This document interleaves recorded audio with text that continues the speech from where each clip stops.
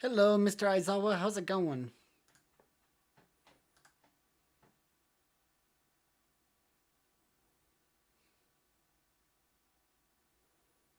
Hmm.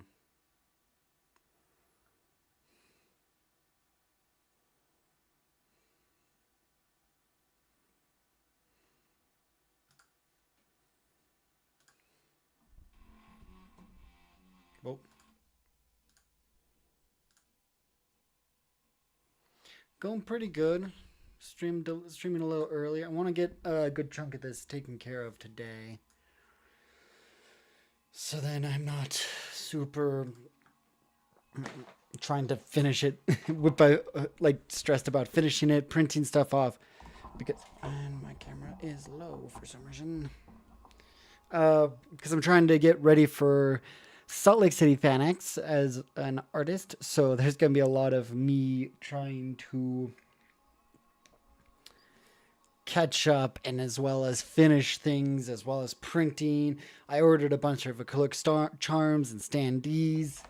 So there's going to be a lot of just trying to move things as quickly as possible. So we'll see how things go.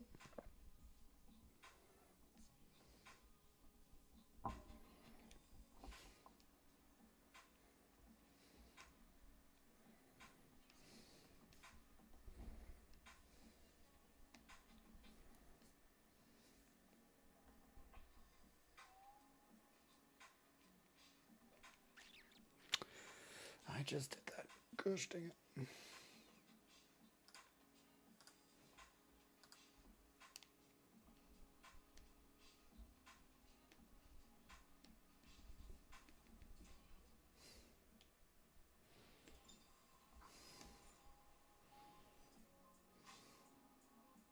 How'd I do that?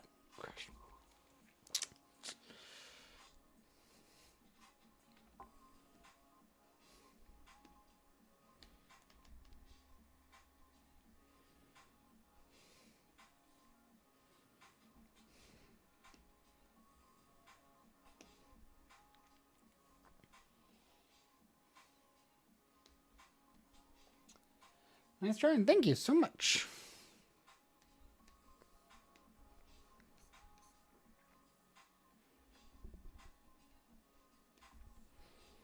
Got a little bit of ways to go. Gotta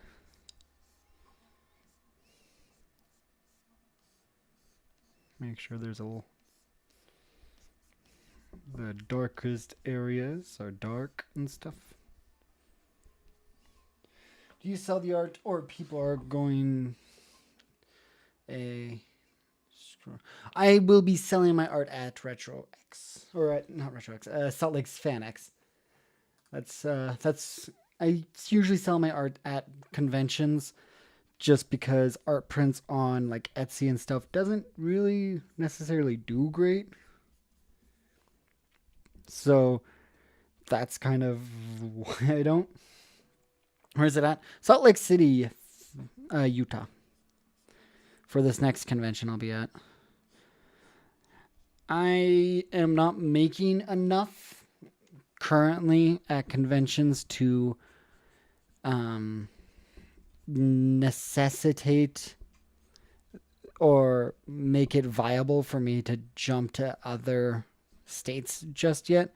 I'm currently just sticking to Utah, Idaho, and Montana and Washington just because those are the closest places to me.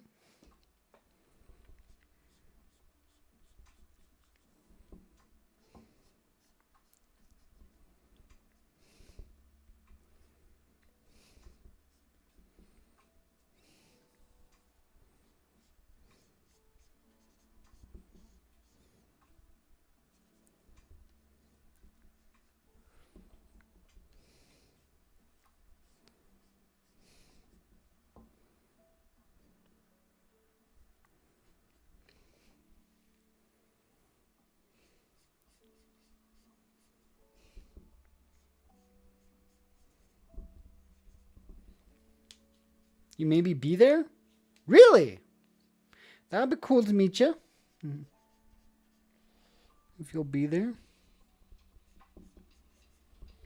Yeah, it's later this month.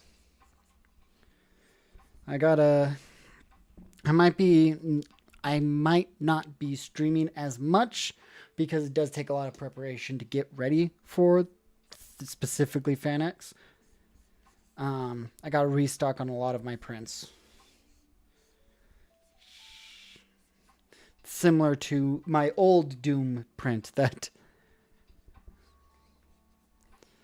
I'm trying to replace with this one.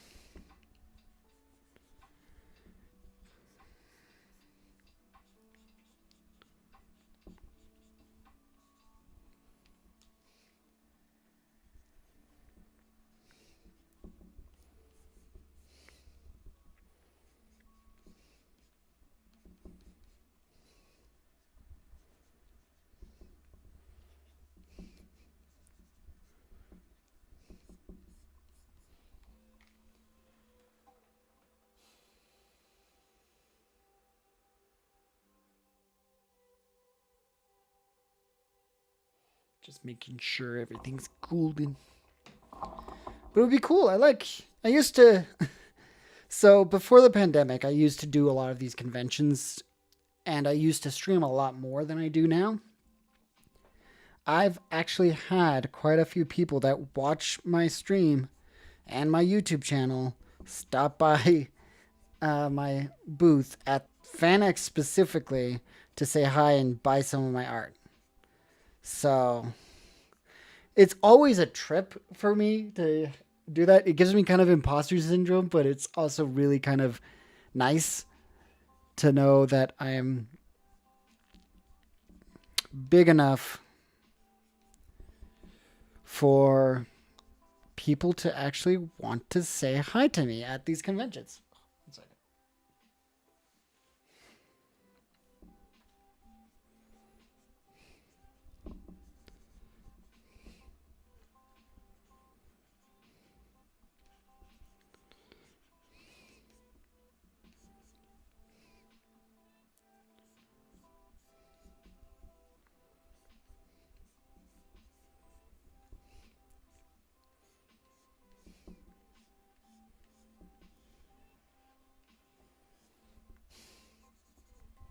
So if you do plan to make it, Mr. Aizawa, that would be awesome to meet you.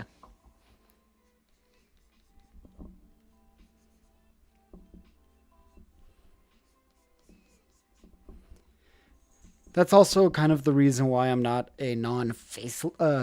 That's why I'm not a faceless YouTuber Twitch streamer, just because I know people will actually meet me in person. I've been thinking of testing out to maybe do VTubing. Um, Mainly because Sayo, who's also a voice actor and goes to conventions, does VTubing. So maybe I'll do VTubing instead. But right now, I'm not so certain.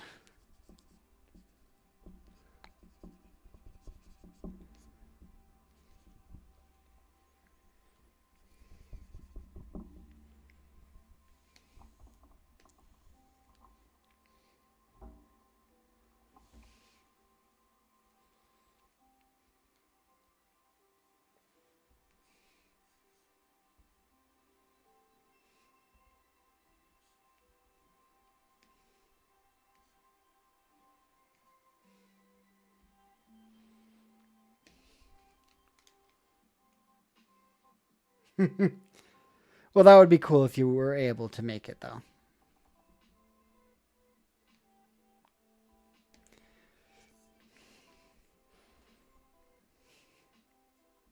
Even if I wasn't able for you to tell for me to tell who it is that you are, I would still be very honored for you to stop by and say hi.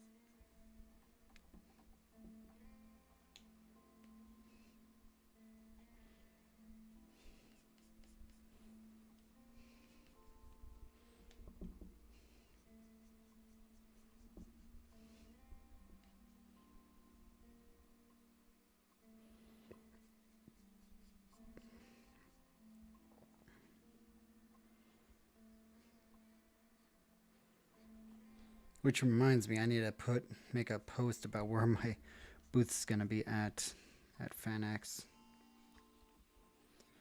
so that people can find me.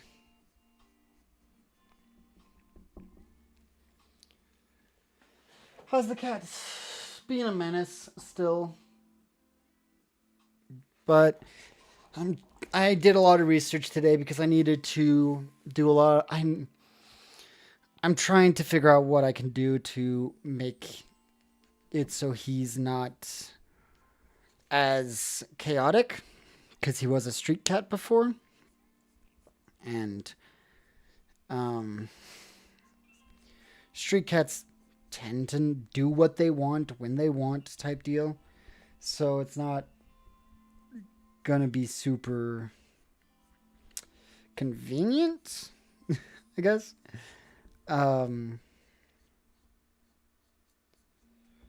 For me to train him like I would a kitten. So I am going to be trying to figure out what to do. I tried something today where I gave him a a puzzle, a dog puzzle feeder for him to eat from. And I'm going to be seeing how that does for a little bit. If it does great, cool, we'll keep him on that. But just so that he's entertained, because I think he has a lot of energy. And I've tried taking him on walks and stuff as, you know, just to give him some way to recoup some of that outdoor energy he's so used to. But that wasn't what he needed. Because we got a harness, and once we put the harness on, he just kind of flops. Like 100% he just flops.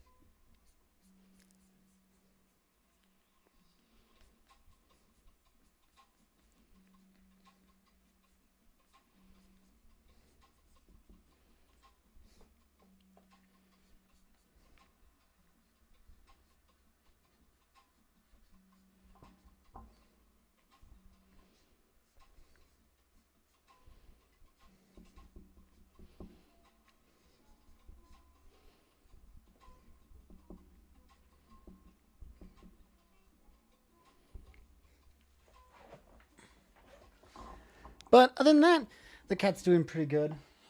The cat's able to hang out a lot more outside with the dog, so that's been nice.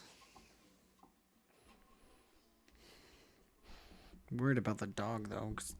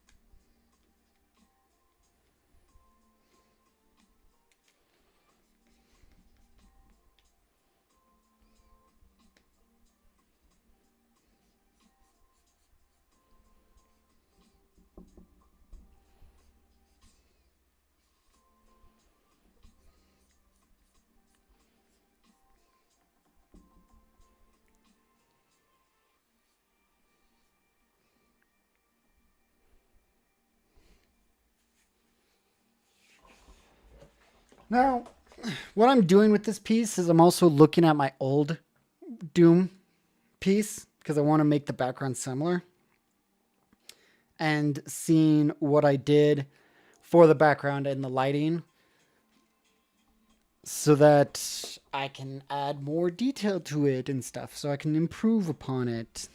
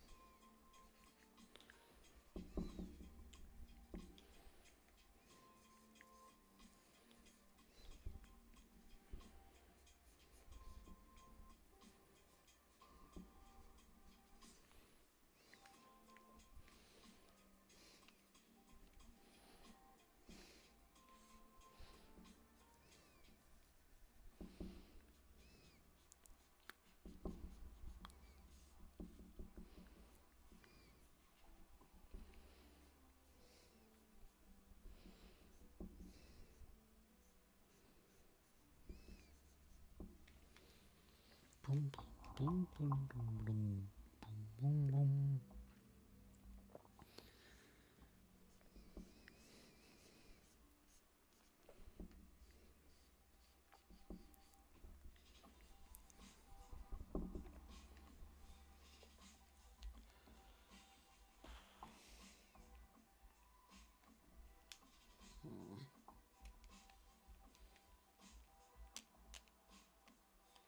You have to go, okay, Mr. Azawa, I will see you again next time, okay?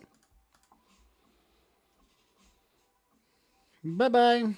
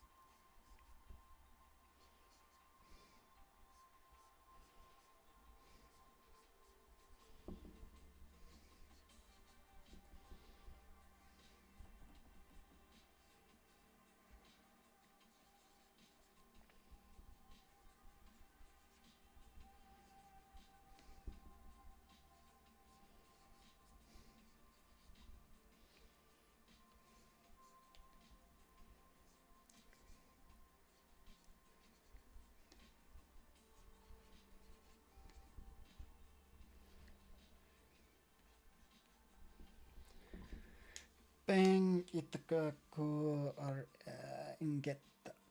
I can't understand. I don't understand that. I am sorry.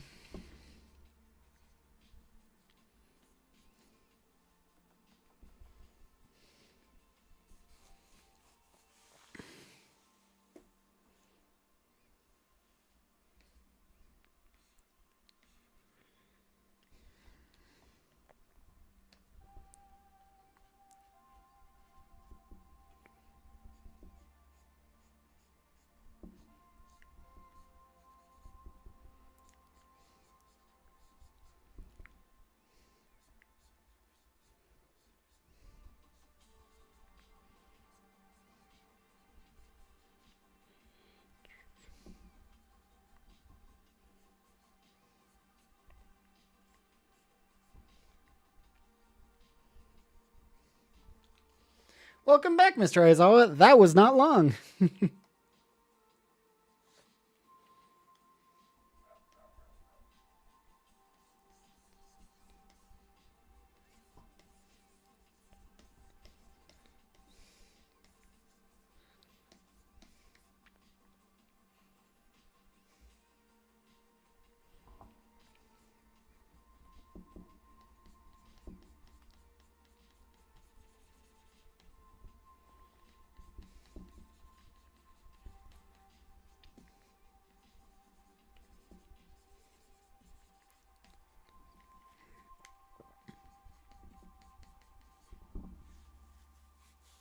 Well, I have to feed my cats. That's very fair.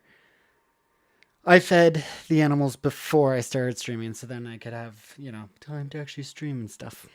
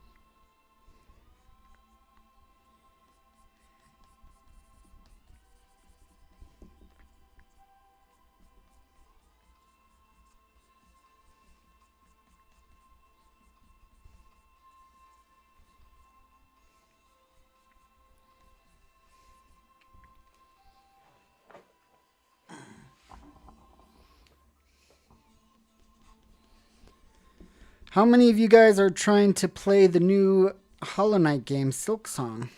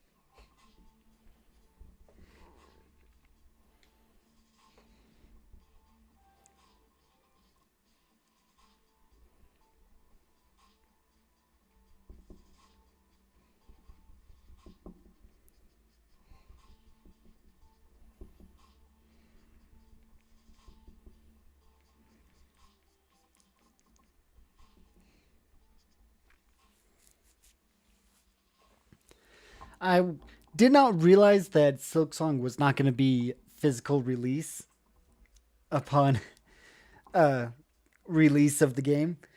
So I went to GameStop and actually asked for it for my wife, and that that didn't pan out very well.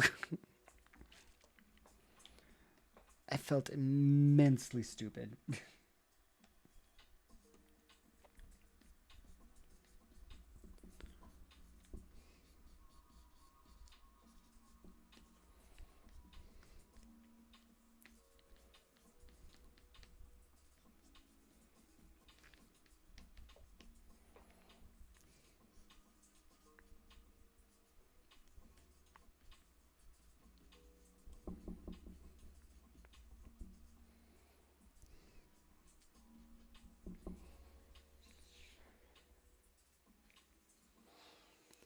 So, yeah,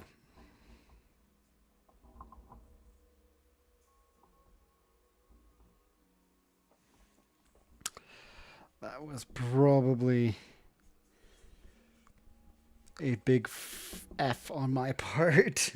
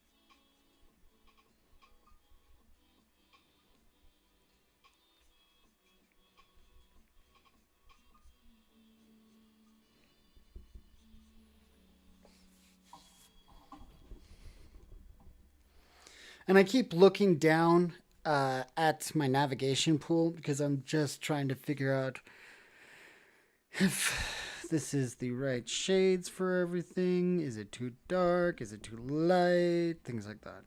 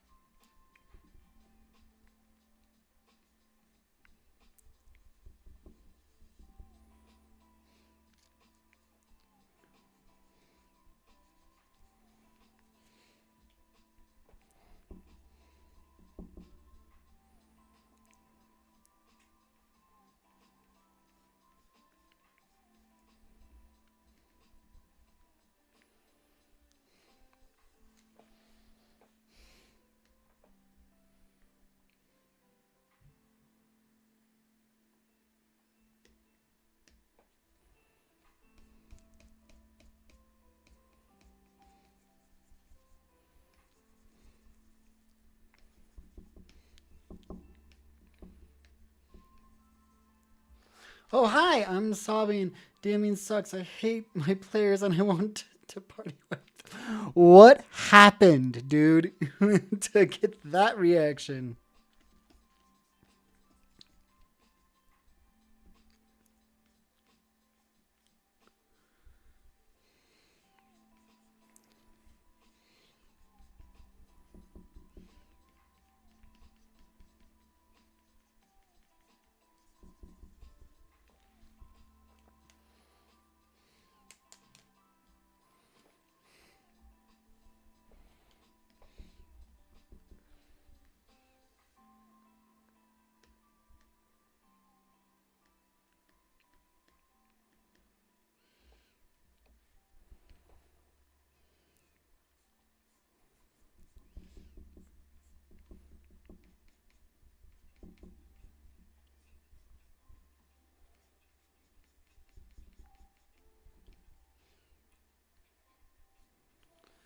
So about a week or two ago, I came back from my D&D campaign as a player. Was telling some people through Discord about it. They were interested in trying D&D because in their country there is no community to play with it. Okay, so I decided to take up the mantle of DMing for the first time. Okay, no problem so far in my book, but I feel like there's gonna be something coming.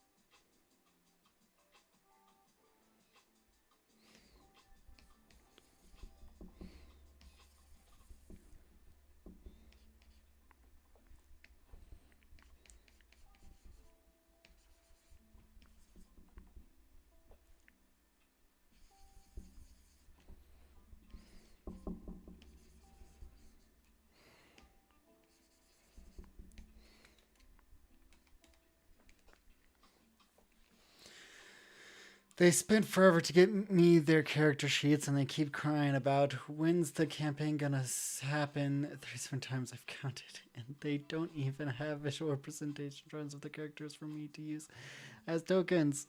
Oh gosh. Yep.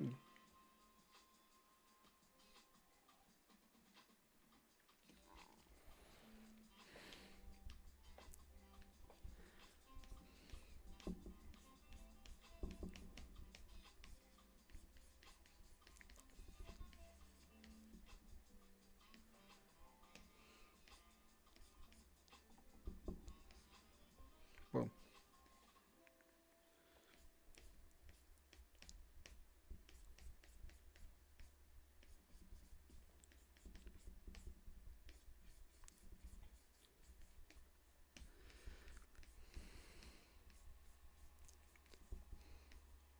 welcome to DMing. Oh, I did. Before I realized I'm DMing a 10-player session of what was supposed to be one shot. Now it's a 3-shot, 2 groups of 5, and 1 big final session. What? Oh gosh. Okay. I would not have recommended. To be honest, I can't really say anything against it because that's what I did for my first campaign. My first non-family based campaign that I made. Ugh. Um, yeah, I feel for you, man.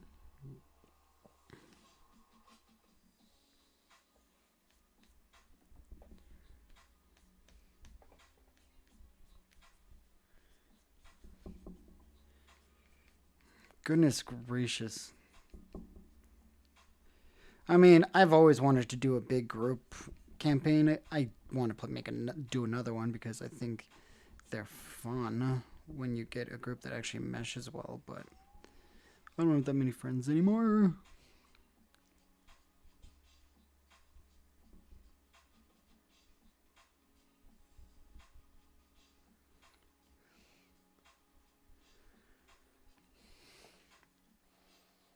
I'm running around 10 different people to get their character sheets and staying up late because time zones to get people's sheets done, and they have the audacity to complain about it taking too long. It's complex.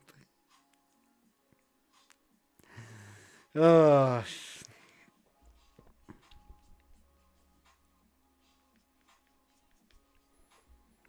you are learning. But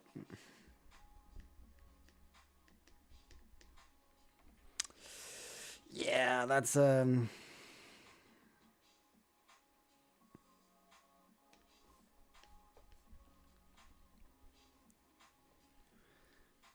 of the issues of DMing.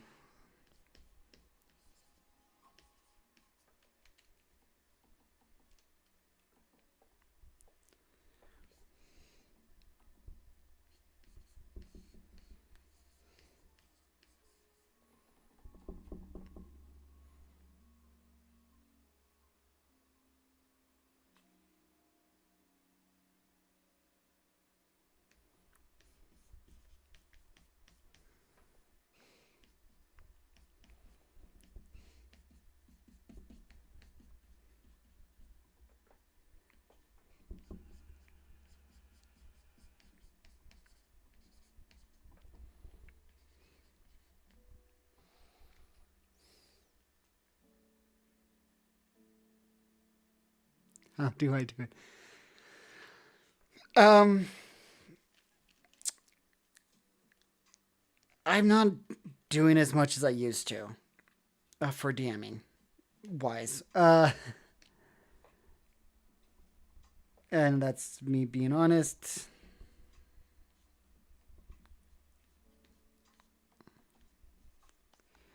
Because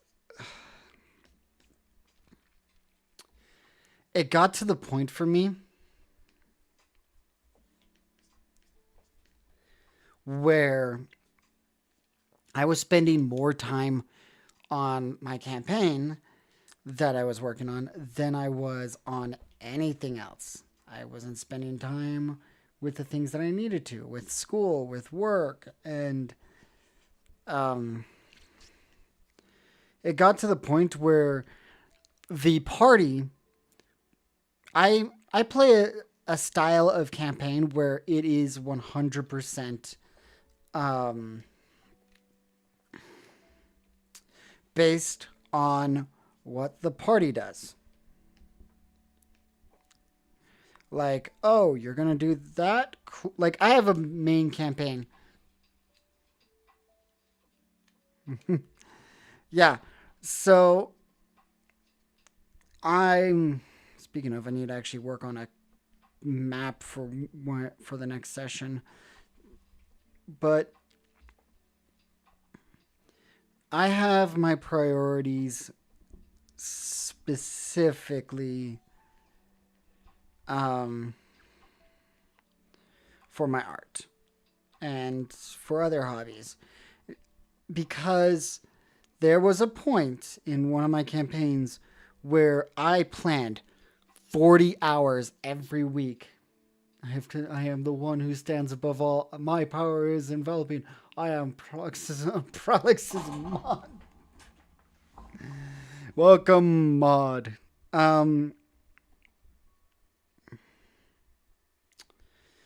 So I had people where I was planning 40 hours a week, if not more. Rules for initiative. And it started becoming a lot of stress for me, especially during the pandemic um, when I didn't have anyone to talk to.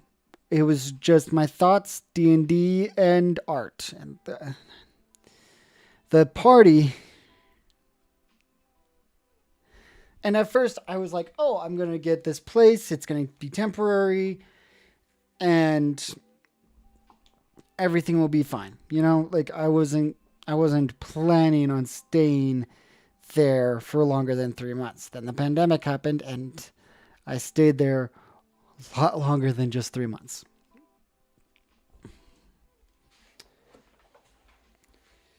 So it got to the point with that party during the pandemic that we had this huge argument because it was getting to the point where I was planning 40 hours worth of plot for everyone. And they wanted beach episodes.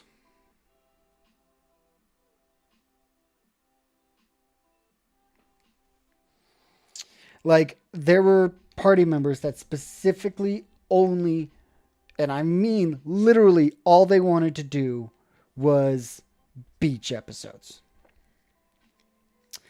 Because they're like, we just want to relax. I'm like, if you guys just wanted to hang out and not do anything besides just hang out as a group, we can do that if you guys won't want to. But if we're doing this as D&D, and we also streamed at that time.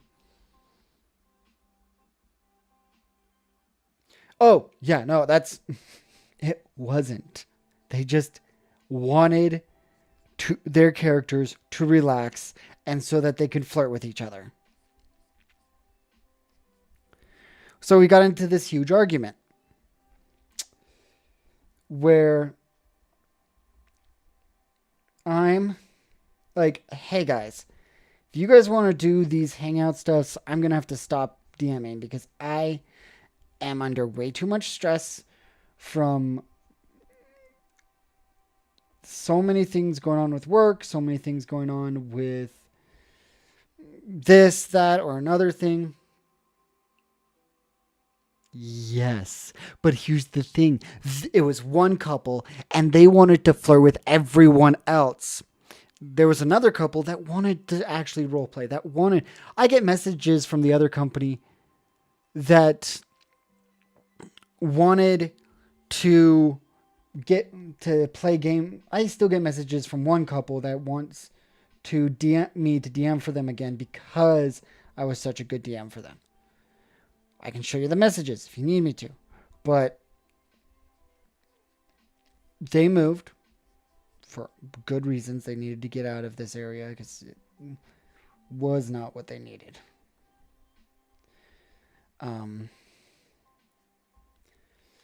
But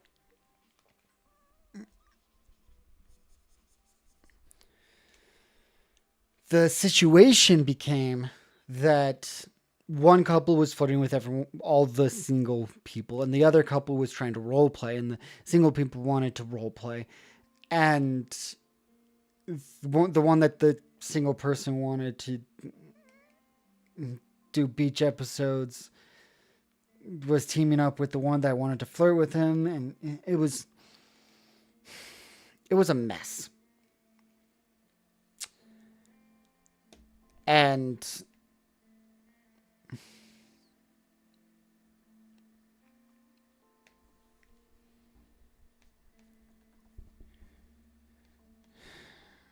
I miss playing with them because I feel like that was my best campaign I've ever played.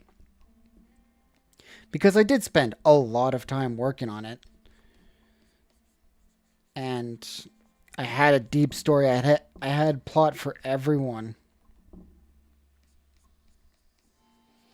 to enjoy and to get into everything. But it got bad.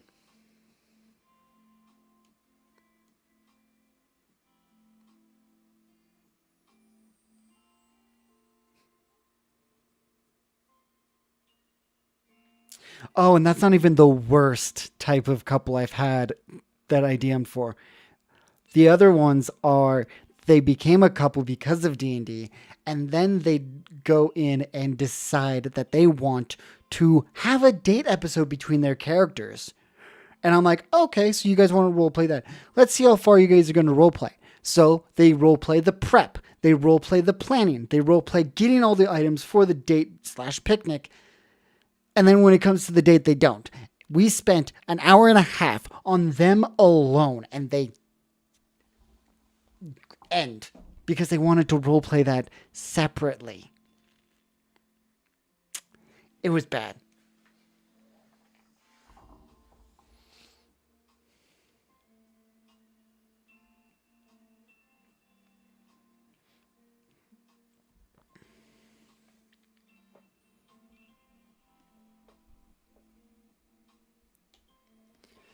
No, and after that, I had a bunch of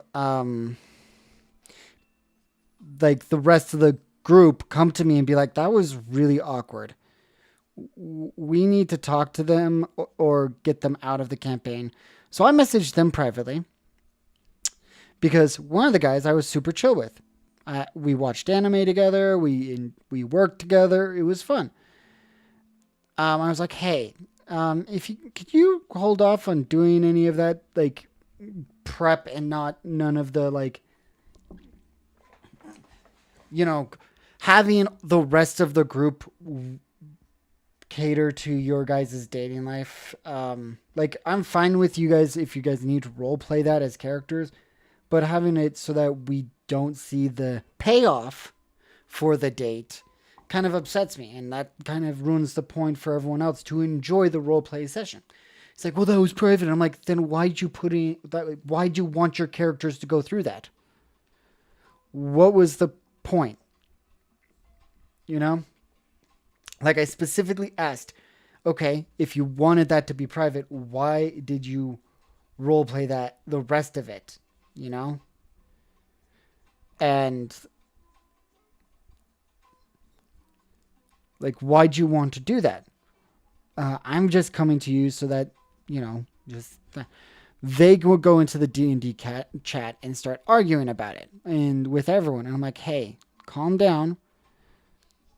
And it got to the point where they would argue. They argued so much that we all said some bad stuff about it to each other.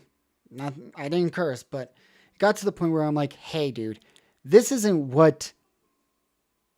Yeah, don't tease the romance, and like that's what I was saying. I'm like, hey, don't tease it. Just I'm.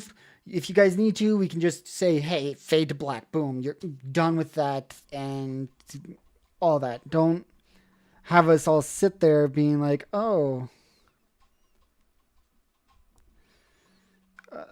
like, and it was like pulling teeth for them because they're like, I want to do this as role play. And I'm like, okay, cool, let's do it as role play then. Like I'm. It was rough, and got to an argument where I was like, hey, if you guys are going to be like this, I'm going to have to get you guys out of the campaign. You guys are going to have to drop. I don't care. Like, well, and then they start arguing with me about that. I'm like, hey, that's not what I like to do with my D&D campaigns. Like I'm fine with you guys role playing romance and stuff in it, but if it becomes a point where you guys start like both ends, we both make bad bad names to each other. We start arguing with each other. It starts becoming less of friendship and more of just. I'm to the point where I'm like, okay, then one of us is gonna have to get out, and I'm the DM.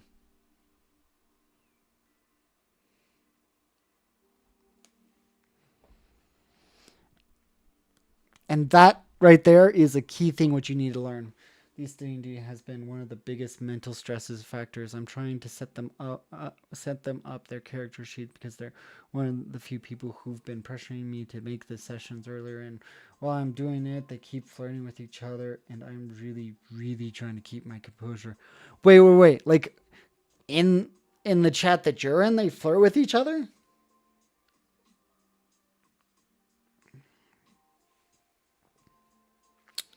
That's kind of awkward, man. I'm not gonna lie.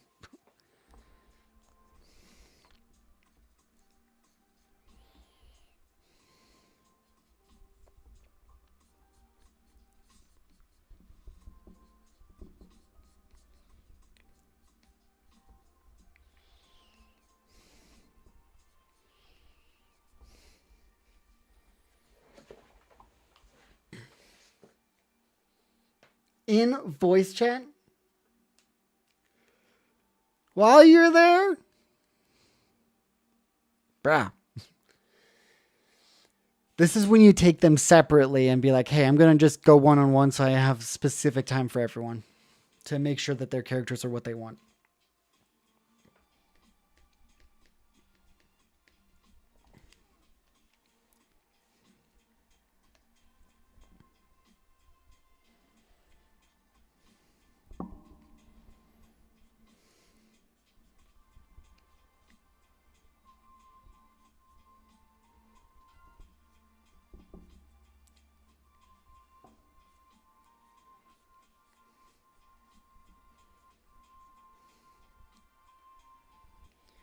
Because here's the thing: if it's not fun for you, which takes me forever to learn, if it's not fun for you as a DM to play the campaign, take a break. Because if it's not fun for you and it's just work, it's not going to be worth it for you in the long run. Because they're not paying you to do this, right?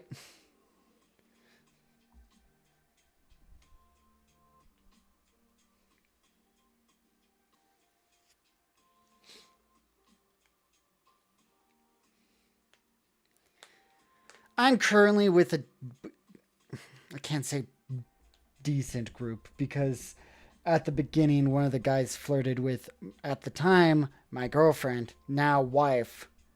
And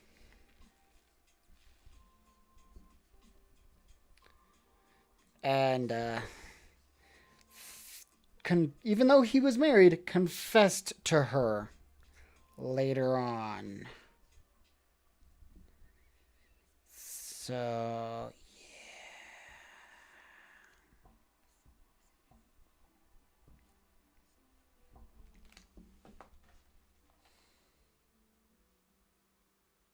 one second.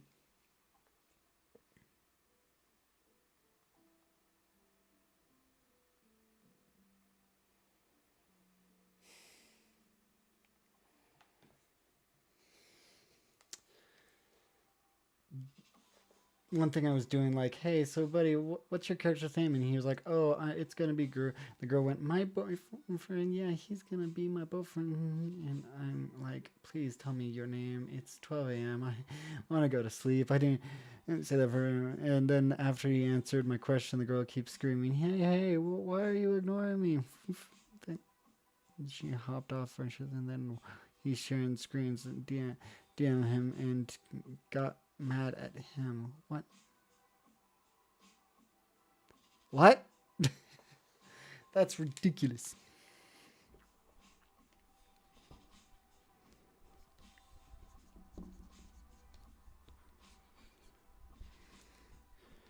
Yeah, I would be honest. I'm like, okay, if you guys want to play, we gotta be adults here. Can't get mad while others are busy with doing other things. Because that says a lot about how they're planning to play.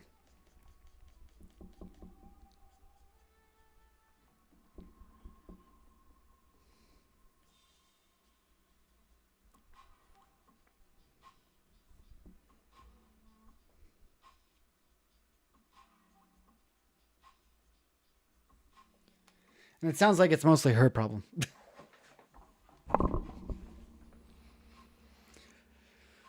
Yeah, to be honest, I would have crashed out.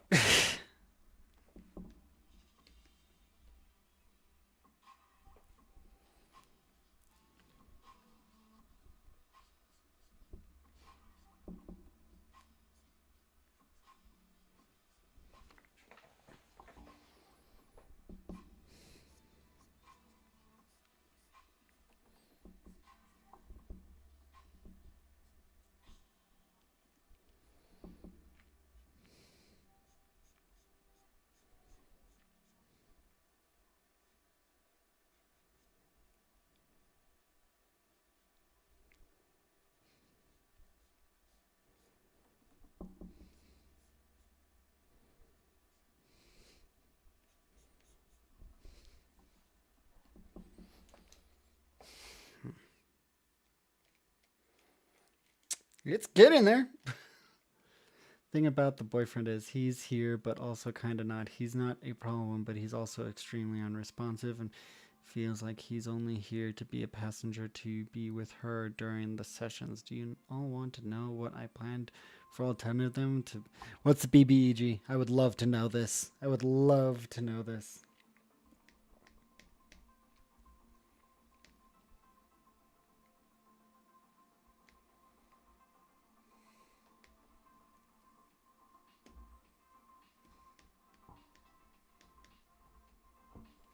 False Hydra.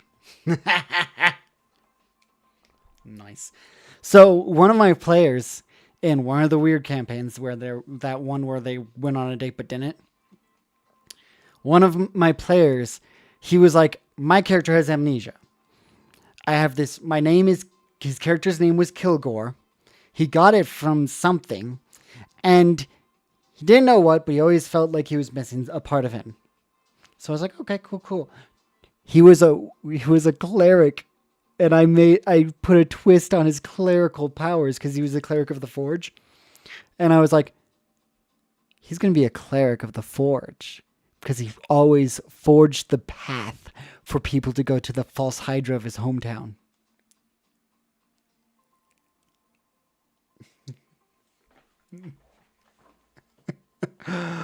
Oh, it was great.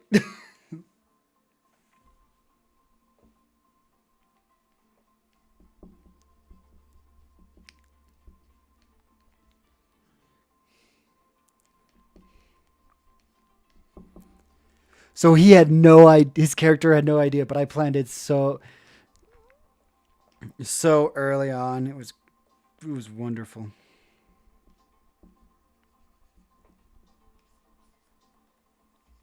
What the? What is this? Interesting.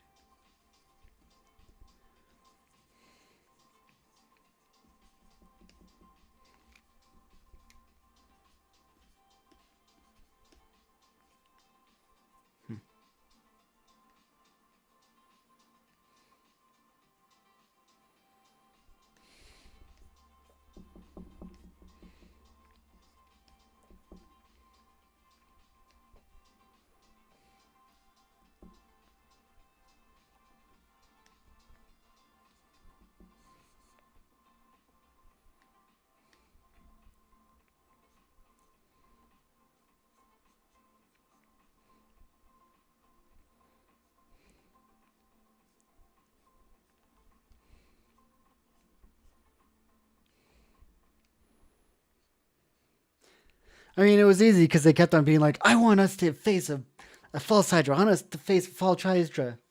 I have a crazy setup. If I'm using the new DM excuse occasionally in combat, I will tell my players, "Hey, yeah, heal X amount," and the big reveal is that they will find a picture of all of them drawing with a cleric that they do not remember.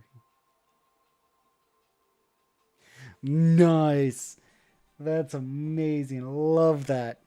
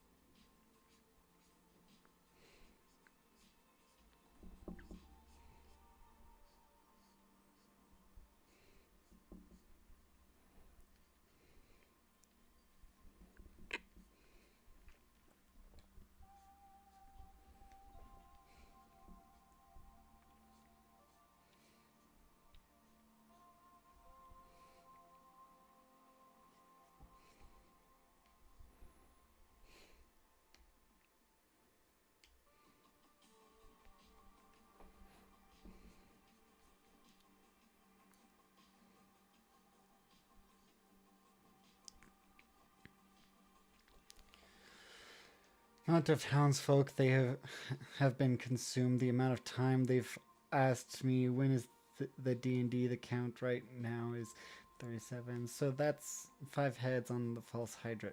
Dang. Dang. Man, first DM and you're doing a false Hydra. Gosh, you're doing some crazy work, man. So, have any of you watched the Fate series, like Fate Stay Night and stuff?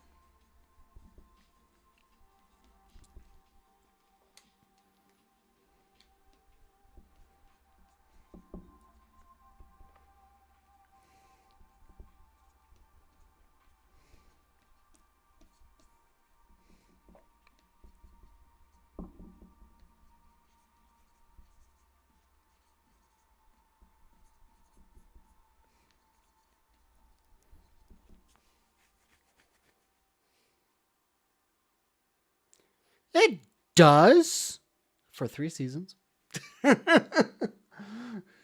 Not lately, but you have heard of it, right?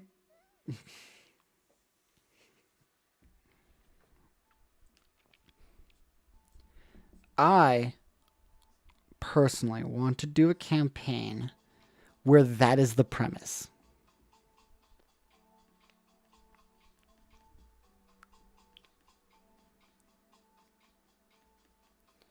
Where everyone is chill, that once they die, they're out of the game. But everyone gets 2 characters. Oh, of course you watched Apocrypha and nothing else. You need to watch Fate Stay Night and Fate Stay Unlimited Blade Works, and then then you'll understand.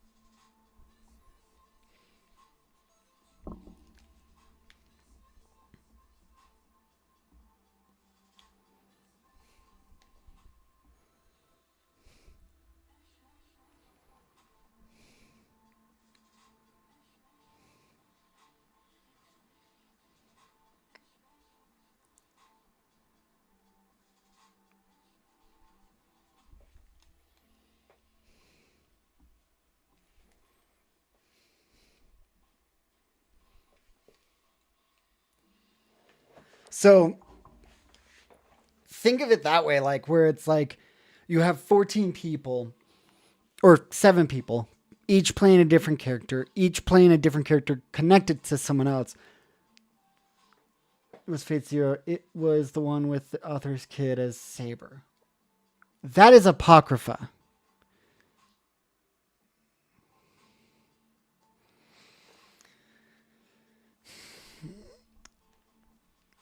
What confused you about the ending of Apocrypha?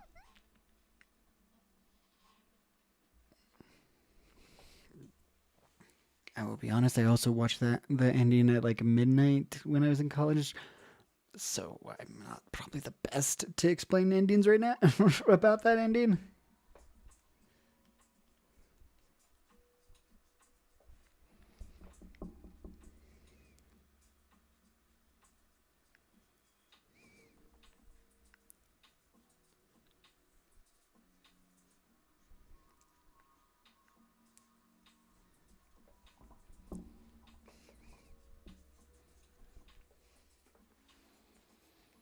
The guy's dead, right? Is he? So yeah, the ending, if I remember correctly, the ending for Apocrypha is meant to be open-ended.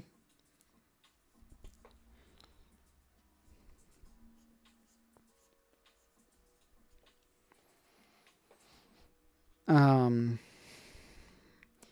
but out of all of the Fate stories,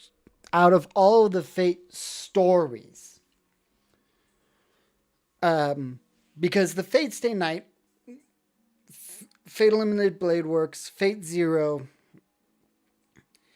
and Fate Stay Night, or and just regular Fate, are all part of a light novel series, which actually there's like 3 or 4 books where they go through a loop, and that's the canonical stuff.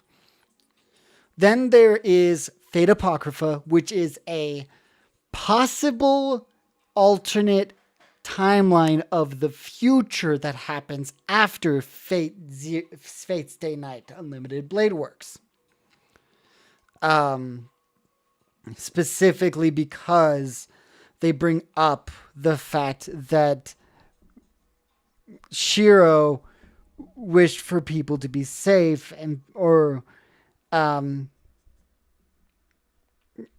Emiya, the Shiro's father, wished to be safe, but he failed.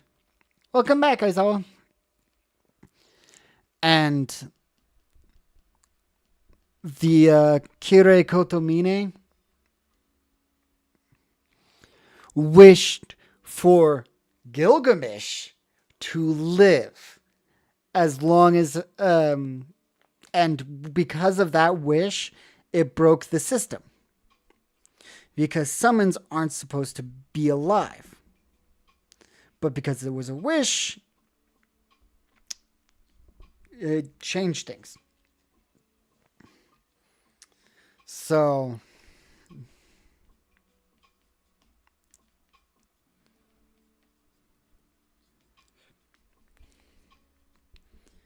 it's one of those where it's like it's supposed to be open ended with any of the post fate stay night stuff because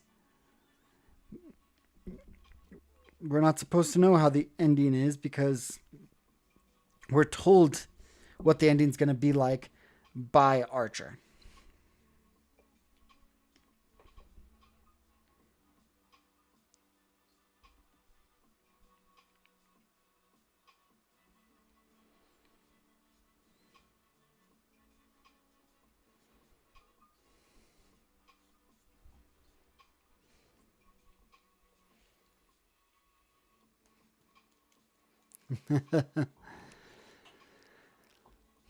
I would suggest watching Fate Zero and Fate Stay Night Limited Blade Works. That is the most cohesive storyline.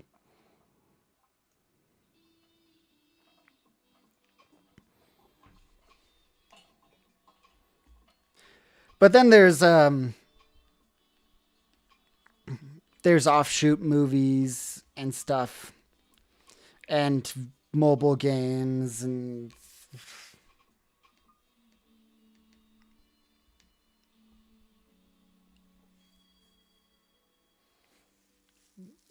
the movies.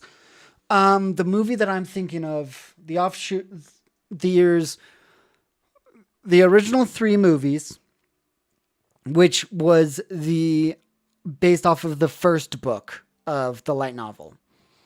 Um, and then there was a Fate Zero, and then Fate Stay Night, and then there was the new movie that I haven't watched yet. Because it deals with alternate timelines because of the wishes that people make, or because the main character wants things to be perfect for everyone, and he hasn't found the perfect outcome just yet. Something his hero form has yet to find the perfect ending, and that's the situation he's in.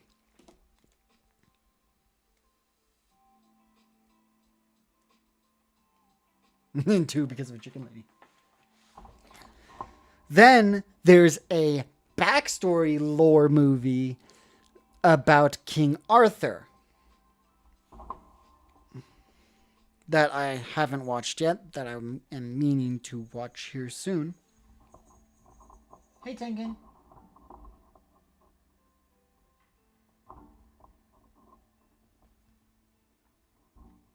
How's it going?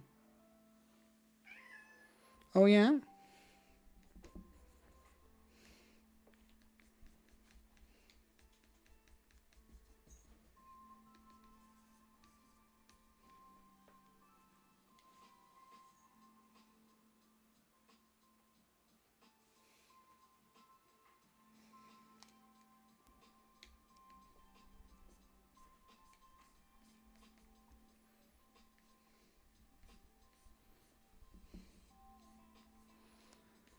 But yeah, watching Dungeon Meshi would be great for you as a DM.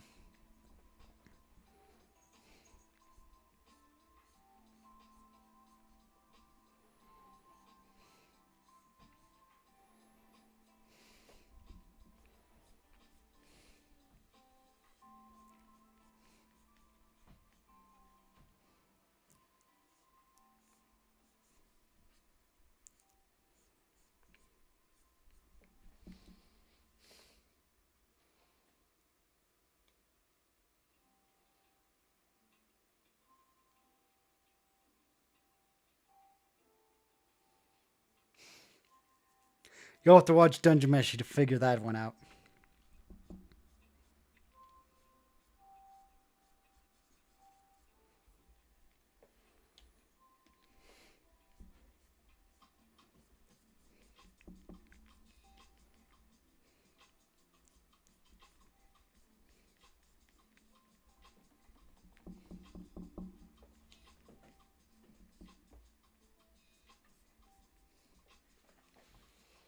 I have played Darkest Dungeon.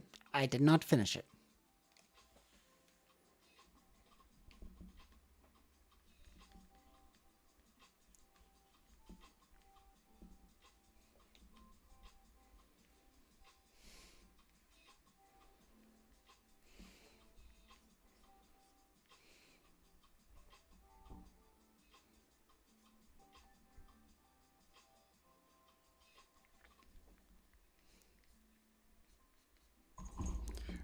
Tengen, please, just no.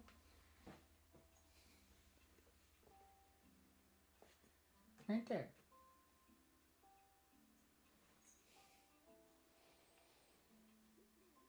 I should buy a present. Okay, yeah.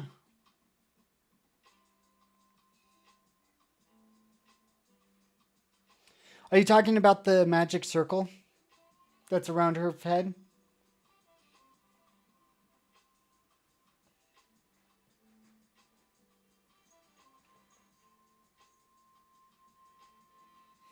There you go.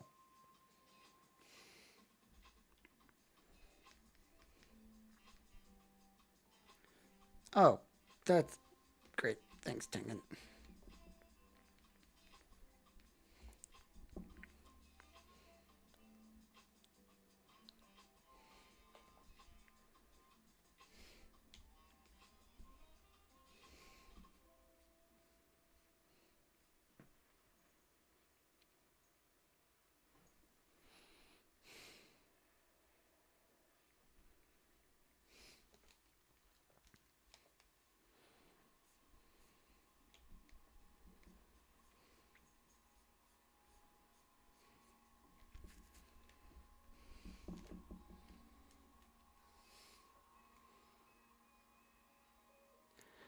I haven't updated my Etsy shop to have prints of characters because I haven't updated my Etsy shop to have prints of some of the stuff I've done recently because prints don't usually sell on Etsy that well.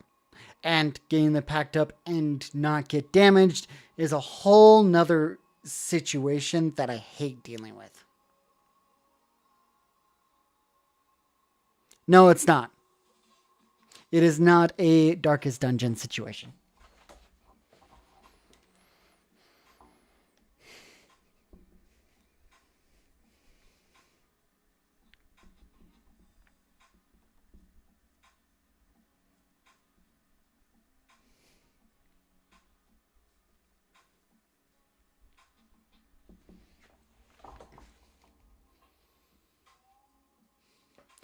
Because every time I've mailed prints out, every single time, this is without a doubt, every time there's a hole puncture.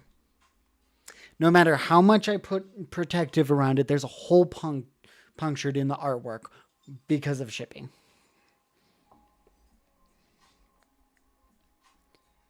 I've had to refund and resend artwork multiple times because of that.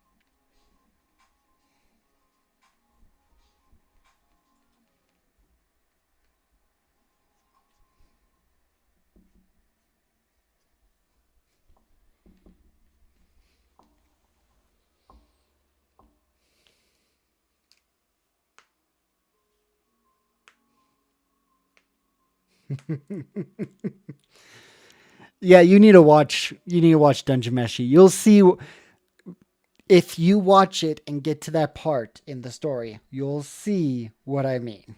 That it's part of the show. If you watch it and still don't get it, I'll tell you after you watch it.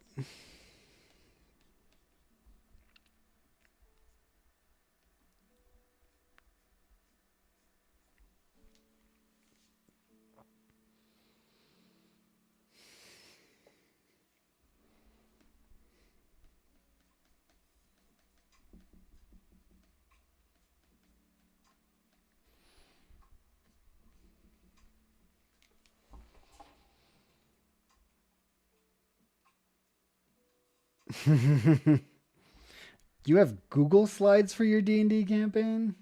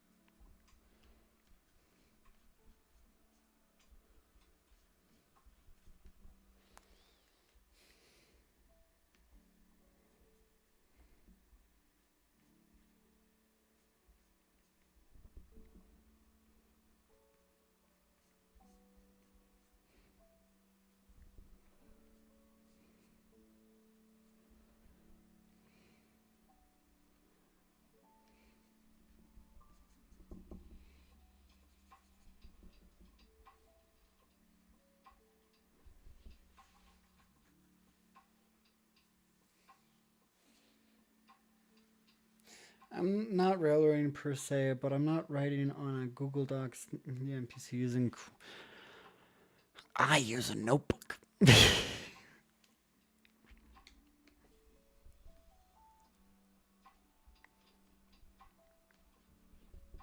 And I have a section for NPCs the party knows, and so on.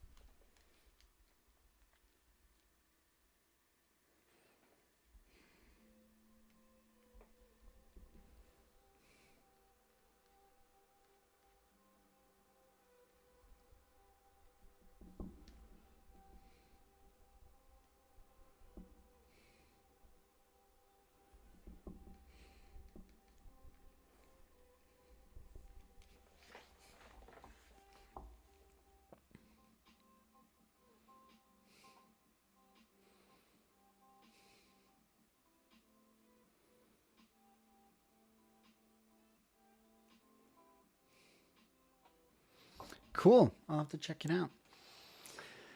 So I'm also looking at like my old version of this Doom of Doom Slayer that I made like 4 years ago, 3 years ago.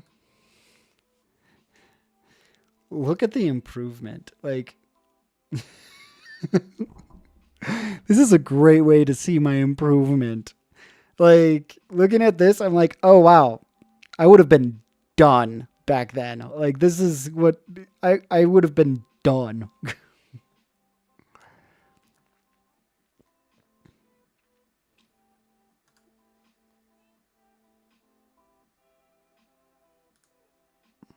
D&D jet.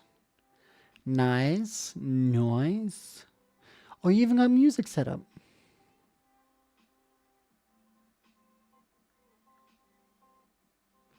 The old one is still a baller, yeah. Uh, I know it is. I keep getting asked when I'm gonna make this piece because I can still sell that one.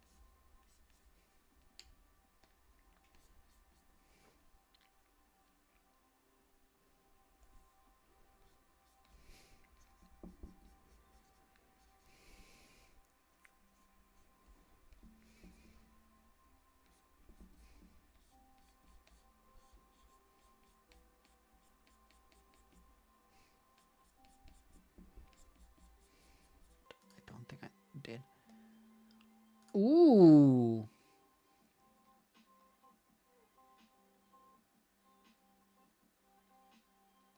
That's so nice. I like that. Sounds like you're going to have a lot of just trauma going on with this.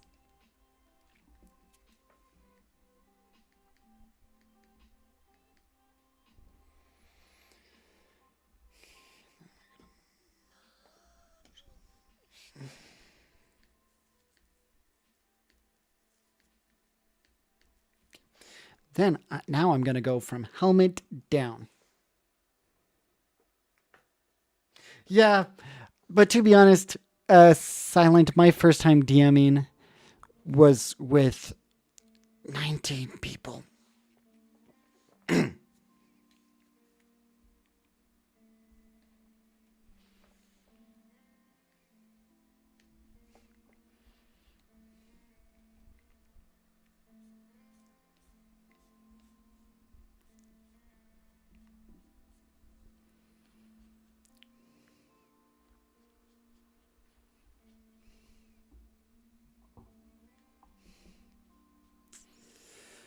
Well, it was my first campaign, and I did not know when to say no back then.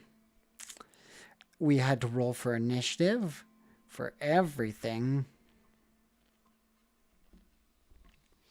Okay, this is what I'm going to react to you. Next, what are you doing? Cool, this is my reaction to you. Next. And I told myself I'm never going to do that unless I have a plan to make it so that everyone is going to have to be okay with dying and not coming back.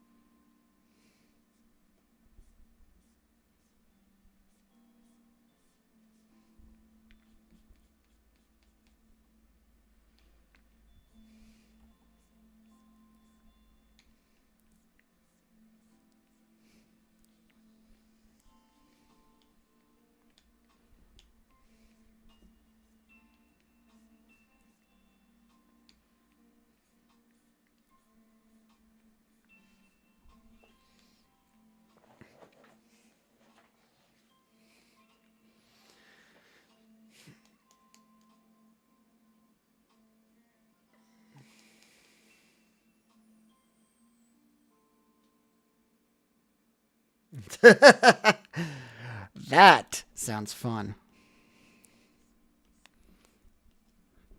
So the reason I want to do the Fate story-esque type of D&D campaign is because it's PvP. You lose, you're gone, no longer going to be in the game type deal.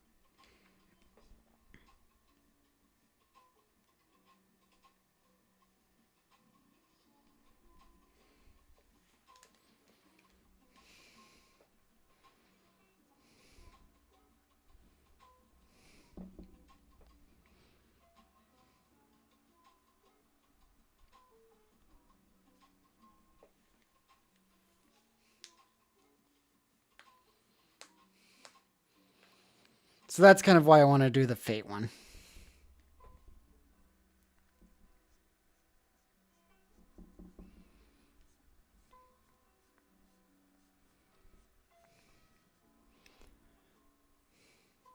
You get two characters. You partner up with two separate people. And everyone is trying to kill the other characters.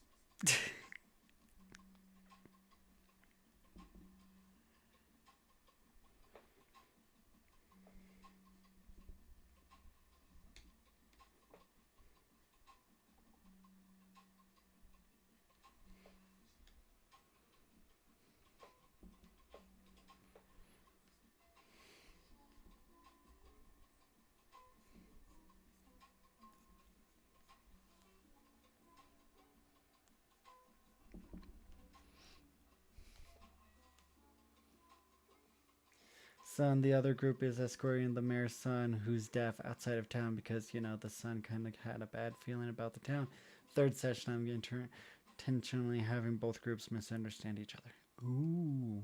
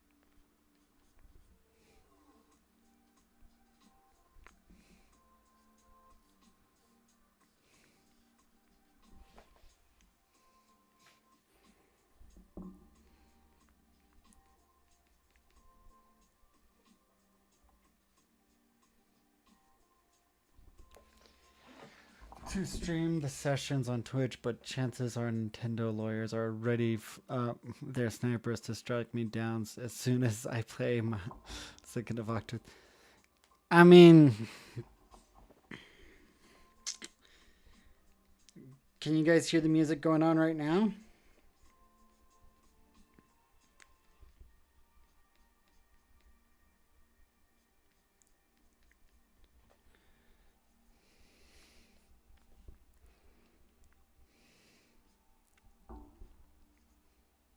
Nope. Oh. Well, that means my test didn't work. I feel stupid right now. I was going to talk to you about how I was doing that.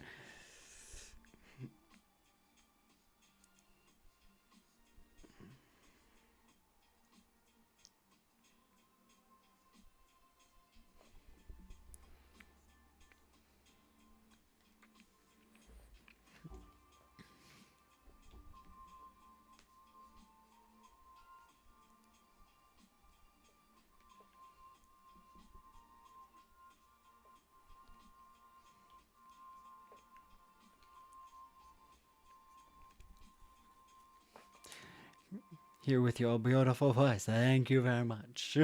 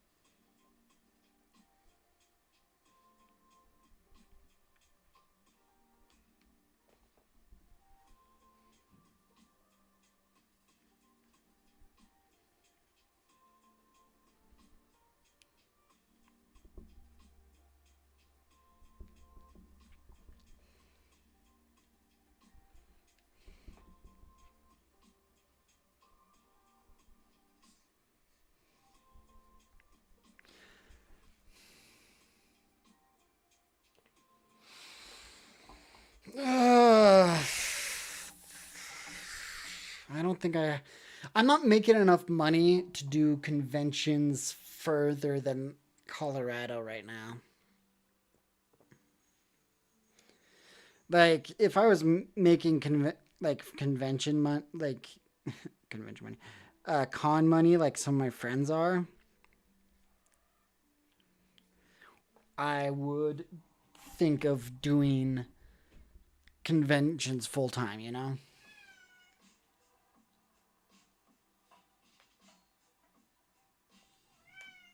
I mean, I've told you that if you wanted me to get you a print, we can figure it out. But again, it's just not happy with the postal service when it comes to mailing art.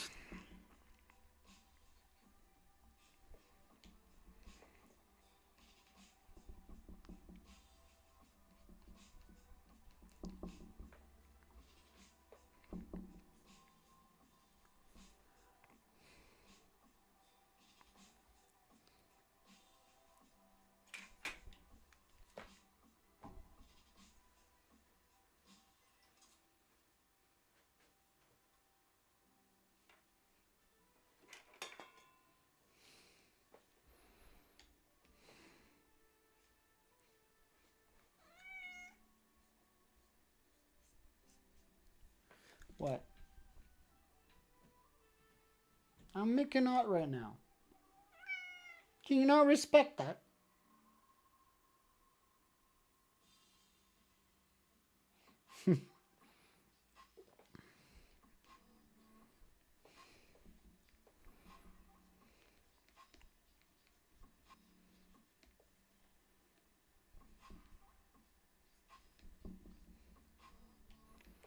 Cat's probably thinking, you make art all day, you do work all day.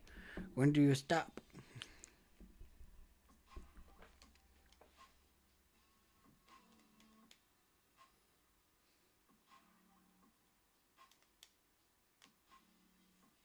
To be honest, I can't believe that Idaho is still a state.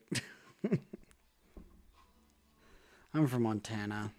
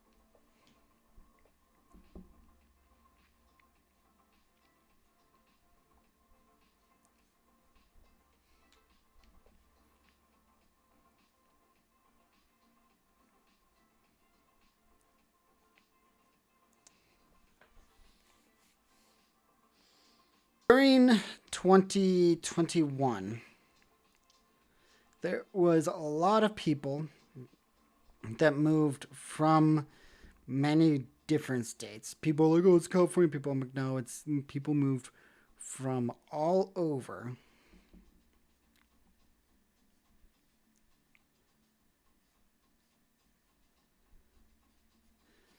to Idaho and Wyoming.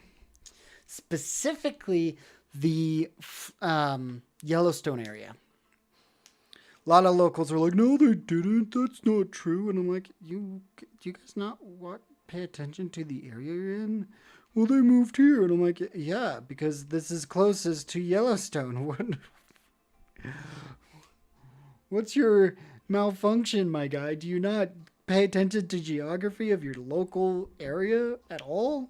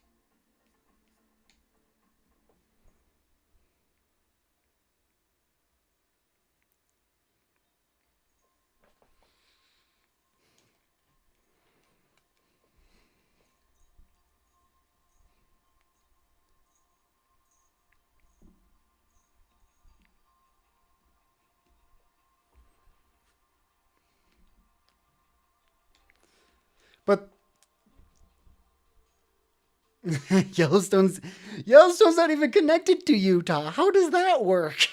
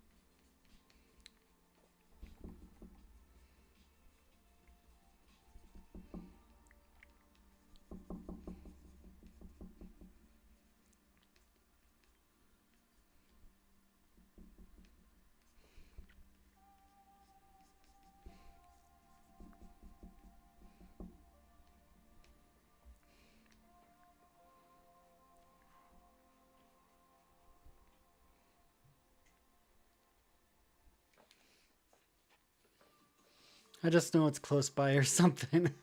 Okay, fair enough. Fair enough.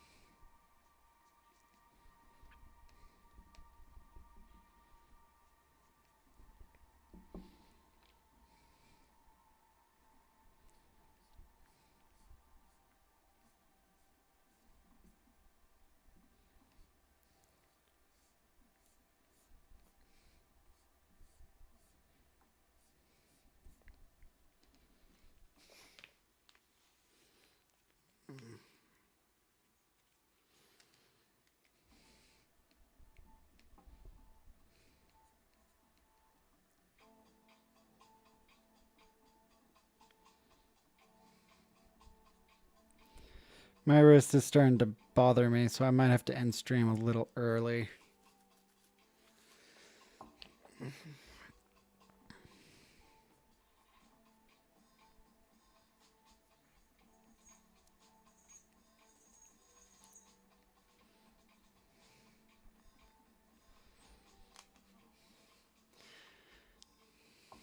I think I'm slowly finding love for art again by doing pieces and drawings I actually want to do enjoy. Yeah! That's awesome, Snowlock. That's what I recommend for anyone. My question is why is YouTube not showing my stream to anyone?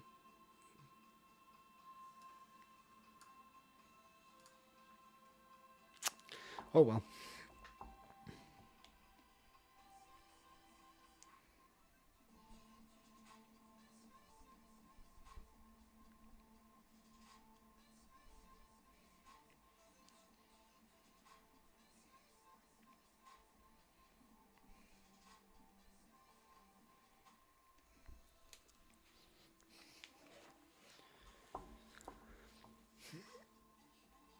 After this whole D&D stuff, I'm going to work on Octopath Traveler piece, which is a series that brought me through so many rough times.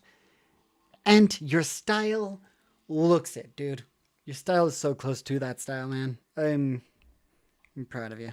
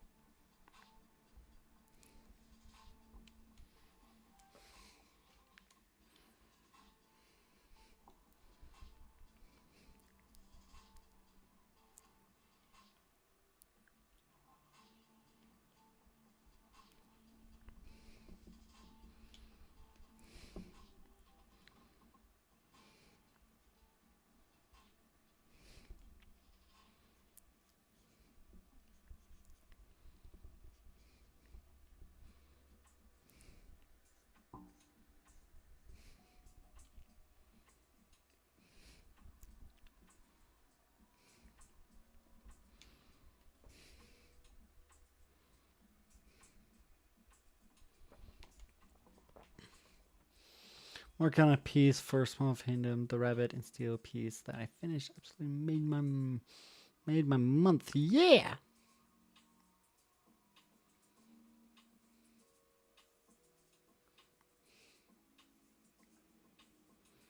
No, I'm glad you're feeling that way, man. That's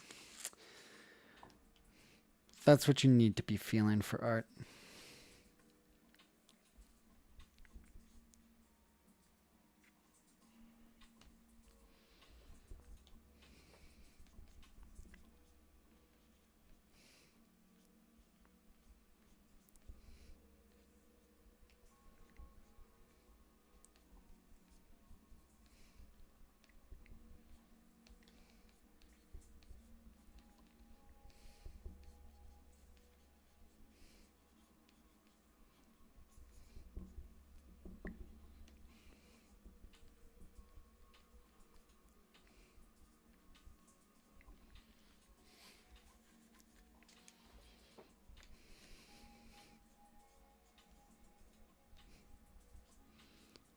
Oh, do you want to know some cool news?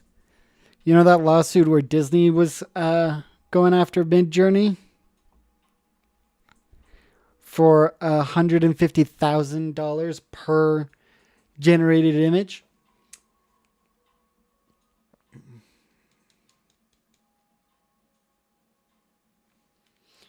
The box method is great. Guess which company is joining in? So it's Disney and Paramount. Guess there's another company now joining in on that lawsuit.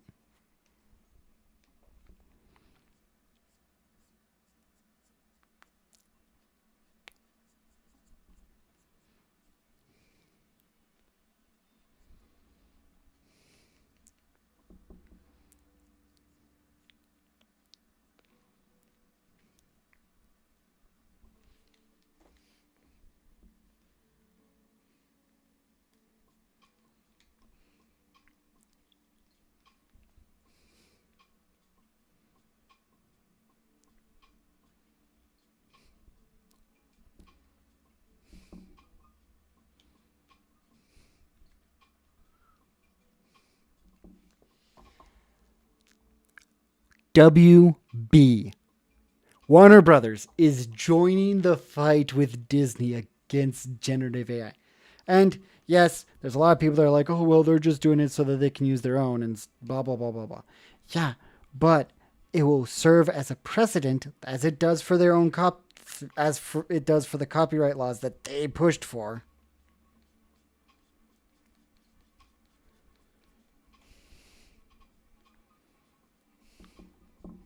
Yeah. Yeah. Warner Brothers and Disney are no, and I'm just sitting there like, oh boy, this is gonna be wild.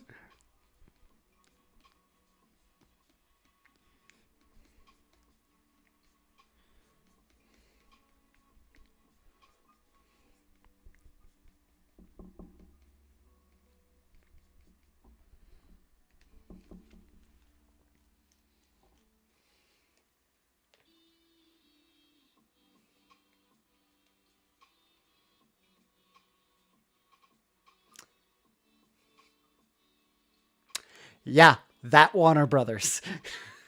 They're going up. They're facing off Midjourney with Disney. And remember, folks, if Midjourney loses the current uh, the current level that the lawsuit's at is $150,000 per generated image with the IP.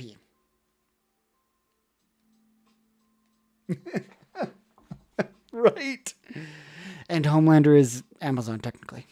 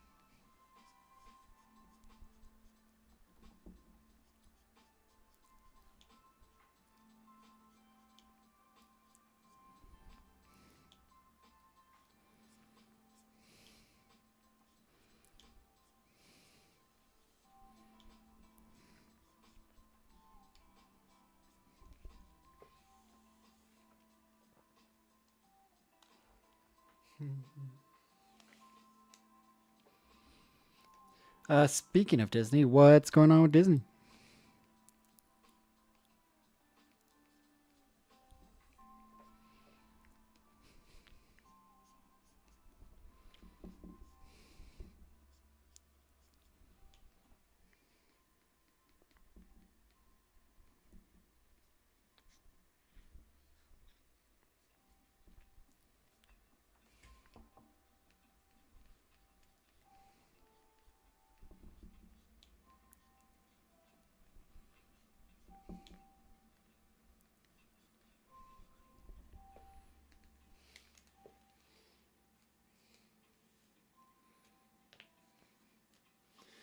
There's a Disney Lorcana art. Oh yeah, yeah. I was gonna make a video about that in quotes because the guy did like 3 cards of them before they fired him for using AI image.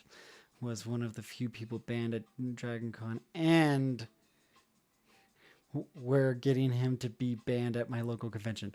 Do you want to know the other thing? The reason he got caught was because he got banned at Dragon Con. Yeah, I know about him. I know. I was gonna make a video about it.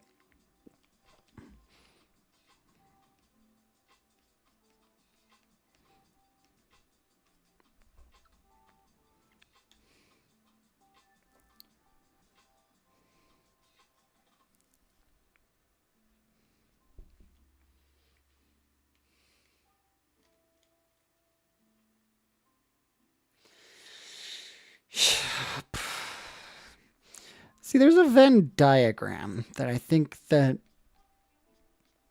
is out there, that should be out there, of the people that like using AI, a-holes, and tech bros. And it seems to be a circle 99% of the time. Oh, yeah. And, there's also the fact that it's also extreme right.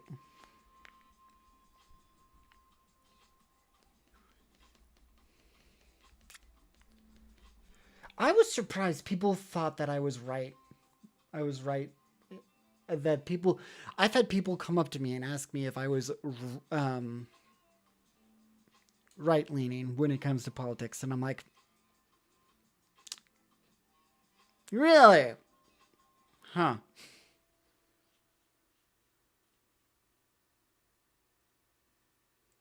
Yeah, no, he was not. I think I'm actually met him before. And I was trying to be cordial because he worked some jobs that I wanted to work in.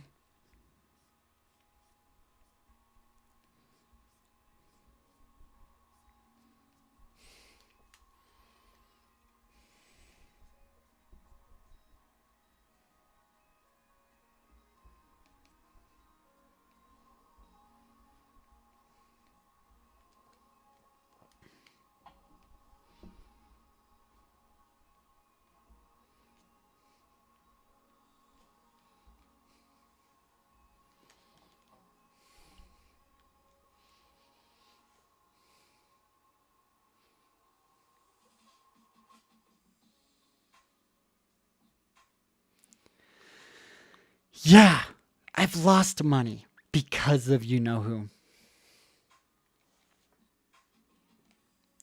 great. I can't do too many disclaimers because the company I currently work for, my CEO is a very big fan of him, and I can't speak for the brand of the company, but it's one of those things where they are an internet provider, so I gotta be a little more careful on what I say. I like my job, but man, there was a full meeting last year where the CEO brought up the fact that about the same thing.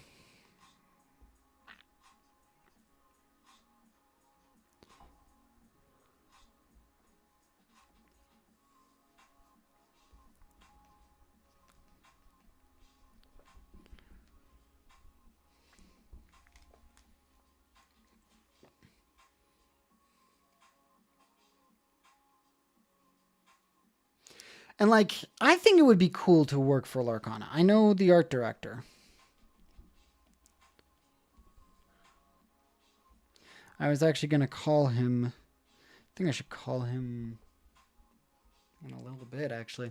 Try to see if I can meet up with him while I'm down in Utah for FanX.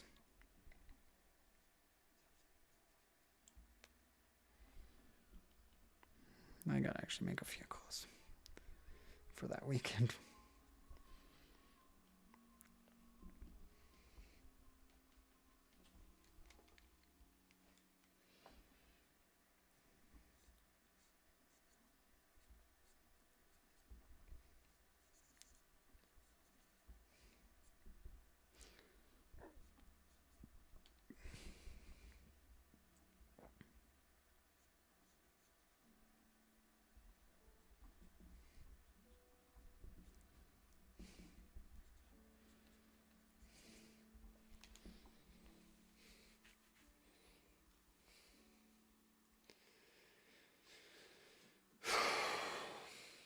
But we'll see.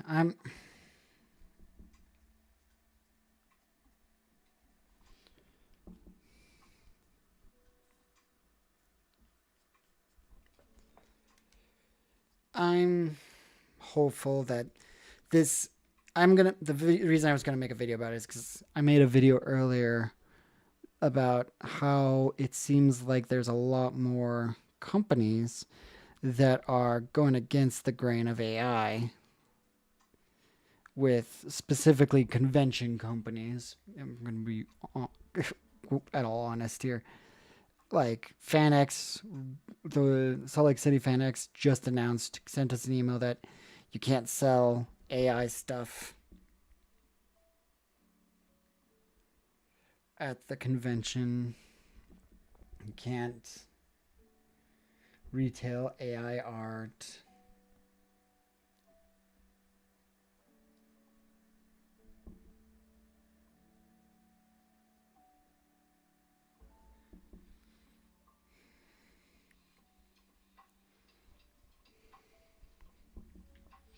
Yeah.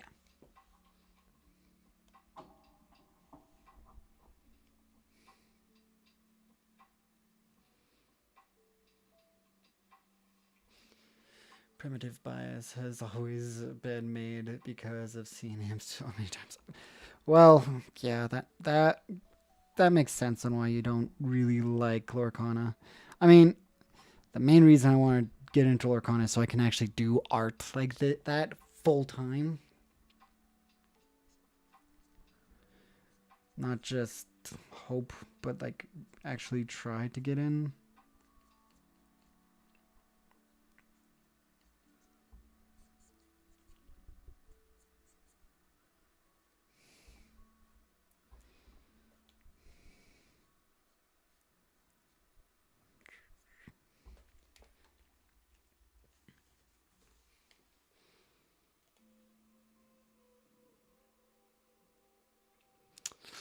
Yeah.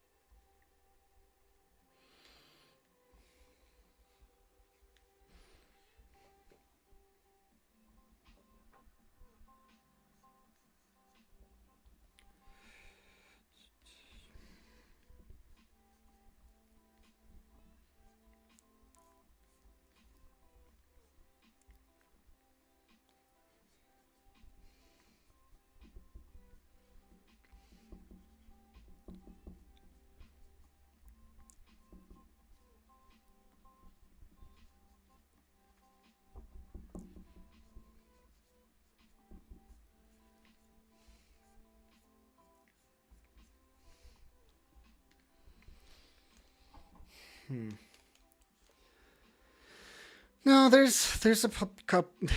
There's some artists that. Did I tell you what happened? What was it? 2 years ago at FanX.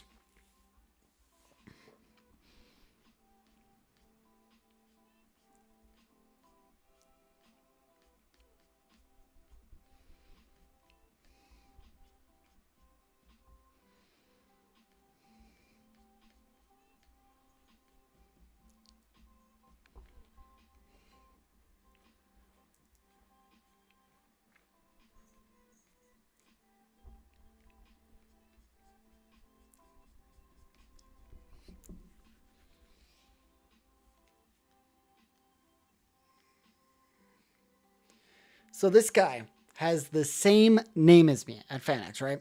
Same first name, Preston. And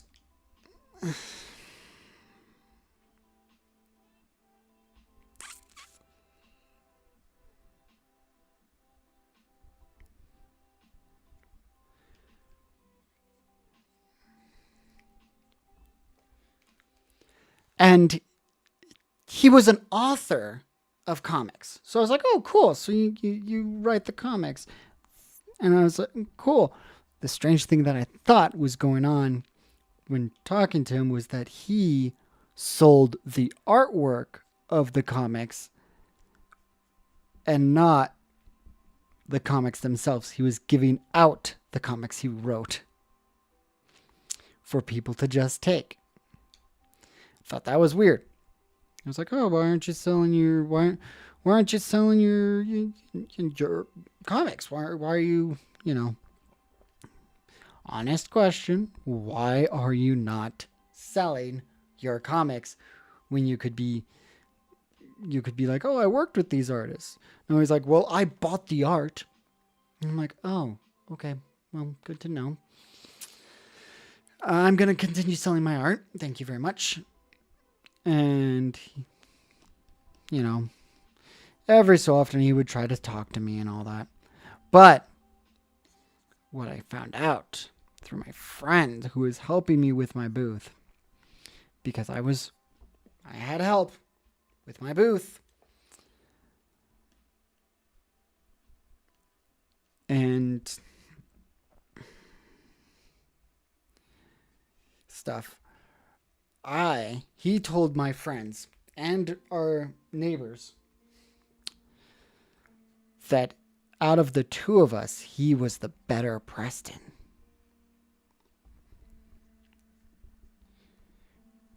And I'm just sitting there like, this is the first time I've ever met a non-chill Preston.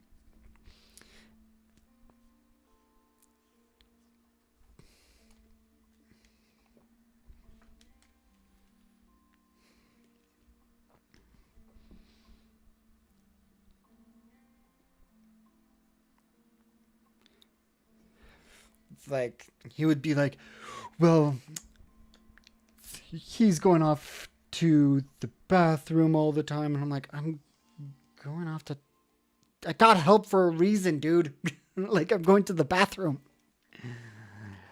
Most of the time, I stayed there and stuff. And I was just like, what the crap? What did I do?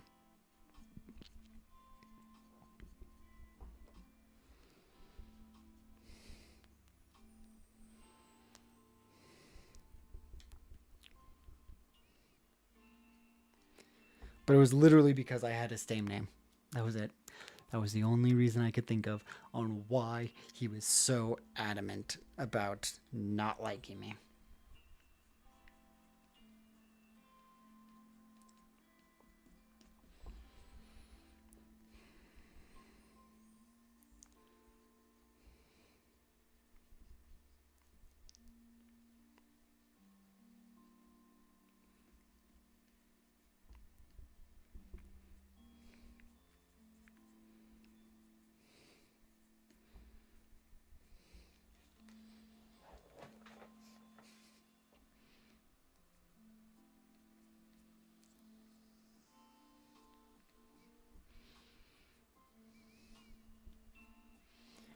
Oh, that's fire. Thank you.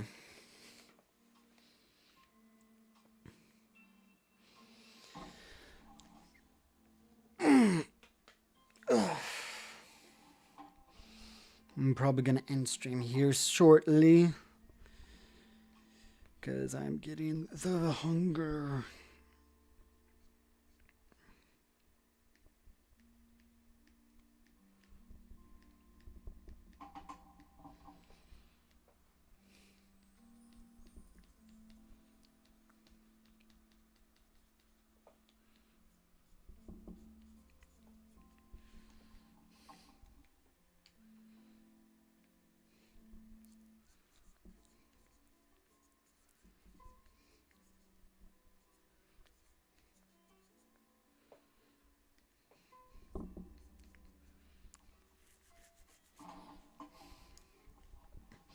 So, yeah, that was probably the worst experience I've ever had at a convention.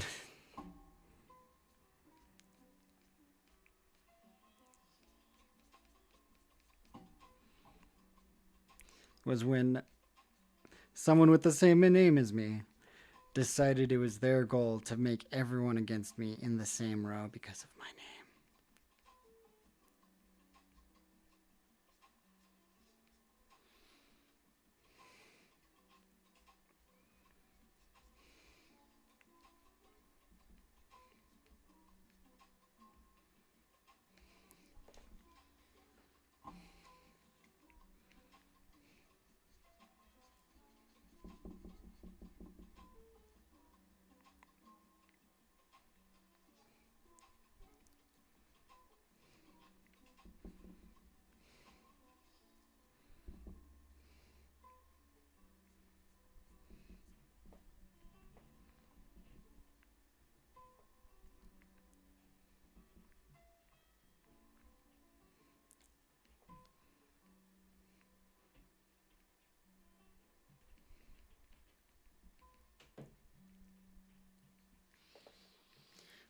The only other person I know is my sister's ex, who's chill, but my sister thought he wasn't straight in the Minecraft.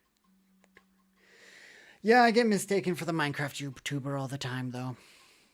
Like, a lot more than I thought I would. Which is kind of, scary because I, I, I don't want to be related to Minecraft YouTubers that much because of them being Minecraft YouTubers.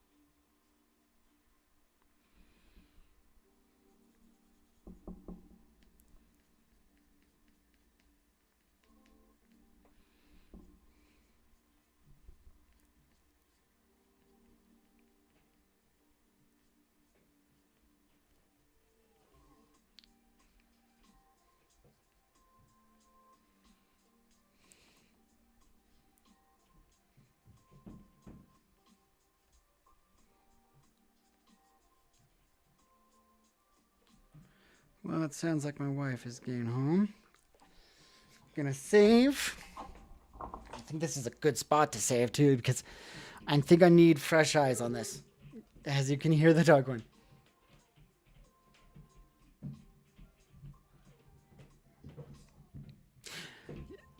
I got mistaken because I look like a white boy with hair. A white man. Um okay, it's chill. Minecraft YouTubers have a notorious thing to go against them. Hate to put that as the last thing, but Crab's stinking, right? He's gone. But now we're gonna work. I think this needs 1 or 2 more days of work onto this, and then we're gonna be good. Um, Yeah, I think this is getting real close to being donezo. Let's see. With